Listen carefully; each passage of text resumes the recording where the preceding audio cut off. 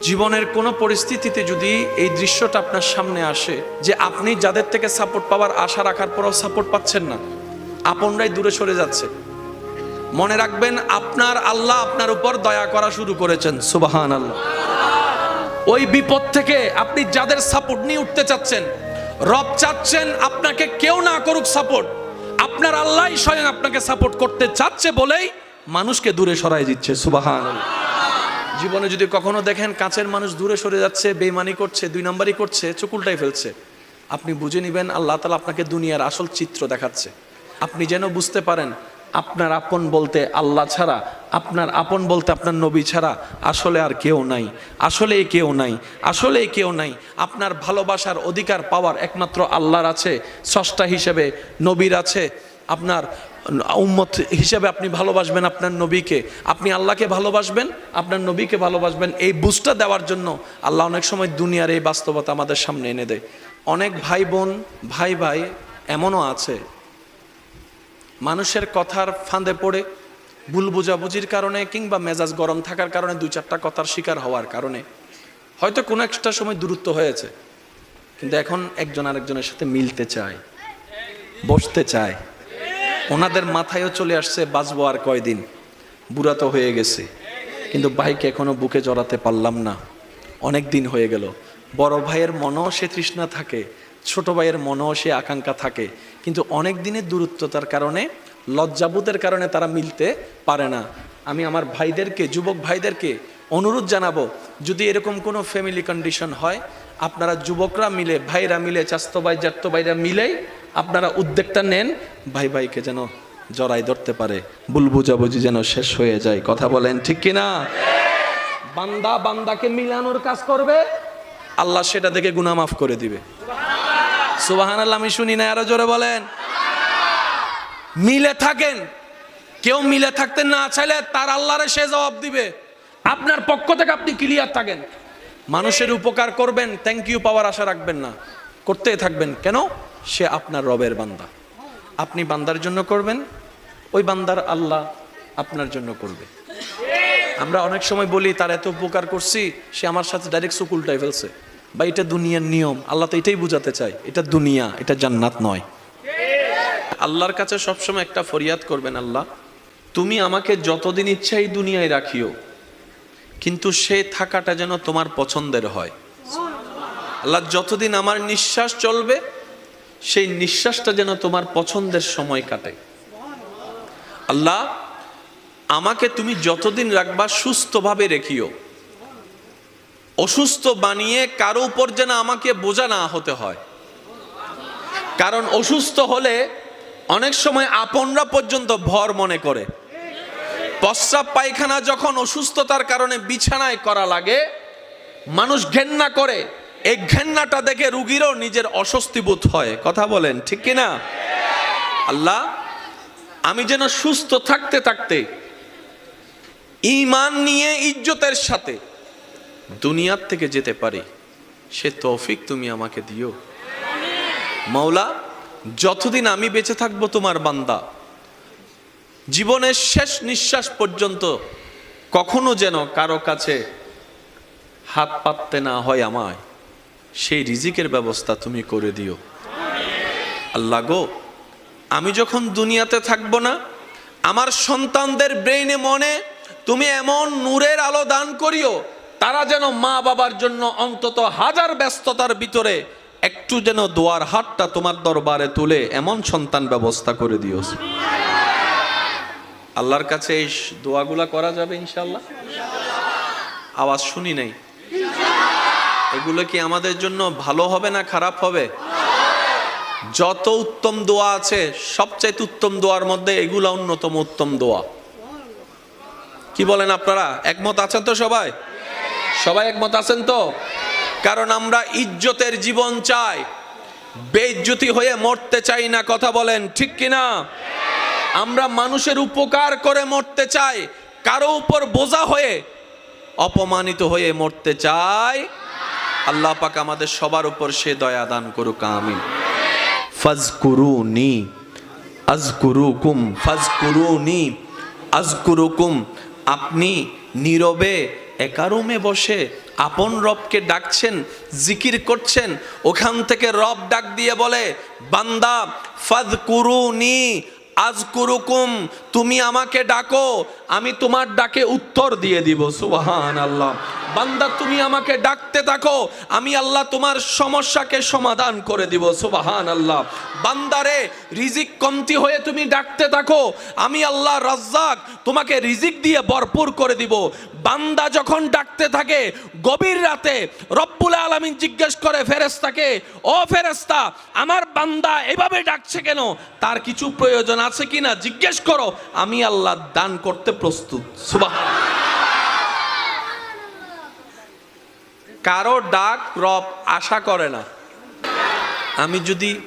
আমি আমার জায়গা থেকে যত সহজভাবে বলা যায় আমি চেষ্টা করছি, বাকিটা ওয়ামা তৌফিক ইল্লা বিল্লাহ, আল্লাহ যতটুকু দয়া করেন। কারণ সবার বলা বুঝ এক, বলেন না, সবার বলা বুঝা এক।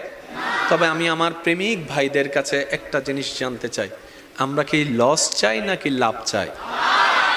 বেইজ্জত চাই না ইজ্জত চাই? অশান্তি চাই না শান্তি চাই? মাথা নিচু করে বাঁচতে চাই নাকি মাথা উঁচু করে বাঁচতে চাই? এই জিনিসগুলা যাদের দরকার, আজকের আলোচনা তাদের জন্য। সুবহানাল্লাহ বলেন। ঠিক বললে সওয়াব হবে কিনা আমার জানা নাই, কিন্তু সুবহানাল্লাহ বললে কল্পনার বাইরে সওয়াব। পিছনের বাইরে এমন ভাবে সুবহানাল্লাহ বলেন যেন আওয়াজটা এখানে আসে। একবার বলেন সুবহানাল্লাহ। মাশাআল্লাহ। বান্দা যত রবের জিকির করে শয়তানের গালে জুতার বাড়ি ভরে। তো এইরকম অপরচুনিটি, সুযোগ মিস দেওয়া যাবে। জিকিরকারী সবাই, রবের নজর আপনার দিকে। কাশ আমি যদি বুঝাতে পারতাম কথাটা। জিকিরকারী সবাই, আসমানে লক্ষ কোটি অগণিত ফেরেশতা, কেউ রুকু দিয়ে রবকে জিকির করছে, কেউ সিজদায় রবের জিকির করছে, কেউ দাঁড়িয়ে দাঁড়িয়ে জিকির করছে, কেউ এমনে জিকির করছে, কেউ অমনে জিকির করছে। এমনকি জান্নাতের ফেরেশতা রিদওয়ানও আপন আপন নিয়মে রবকে ডাকতেই আছে, রবকে ডাকতেই আছে, রবের জিকির করতেই আছে, রবের স্মরণ করতেই আছে। কিন্তু সেই ডাকের উত্তরে রবের কোনো উত্তর নাই। কিন্তু যখন আপনি এই ভাঙ্গা ঘরের মধ্যে ছাদও নাই, রোদও ঢুকে, বৃষ্টিও পড়ে, ছোট্ট একটা জায়গায় বসে বসে যখন আপনি আপনার ভালোবাসা দিয়ে, ভক্তি শ্রদ্ধা দিয়ে রবকে ডাকতেই আছেন, রব বলে যে ফেরেশতা দেখতো আমার বান্দার কিছু লাগে কিনা, ফেরেশতা দেখতো আমার বান্দার কিছু প্রয়োজন আছে কিনা, ফেরেশতা দেখতো আমার বান্দার কিছু চাহিদা আছে কিনা। ফেরেশতা বলে, আল্লাহ এখান থেকে ডেকে ডেকে ফাটাই ফেলতেছি, আমাদেরকে একবার জিজ্ঞেসও করলা না কোন জায়গার কোন কোনায় বসে।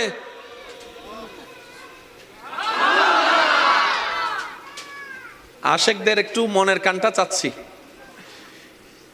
পুরা সৃষ্টি জগতে পৃথিবী অনেক বড়, কিন্তু সূর্যের সামনে পৃথিবীকে রাখলে একটা ডিমের মতো।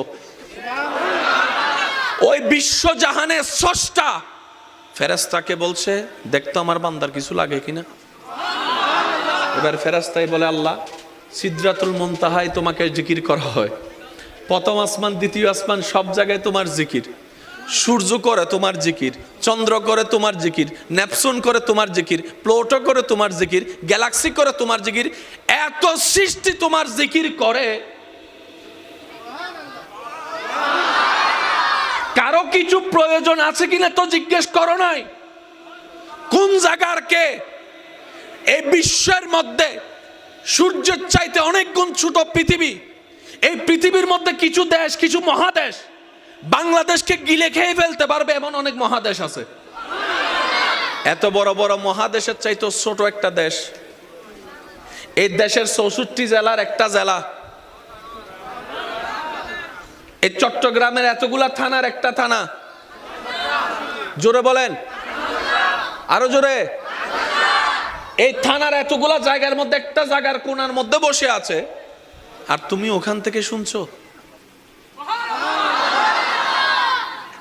রব বলে যে ফাজকুরুনি আযকুরুকুম, আমি ওয়াদা করেছি আমার বান্দার সাথে, বান্দারে তোর ডাকতে দেরি হবে, আমি রবের উত্তর দিতে দেরি হবে না। ফাজকুরুনি ফাজকুরুনি ফাযকুরুনি, বান্দা তুই আমাকে বিপদে পড়ে স্মরণ কর।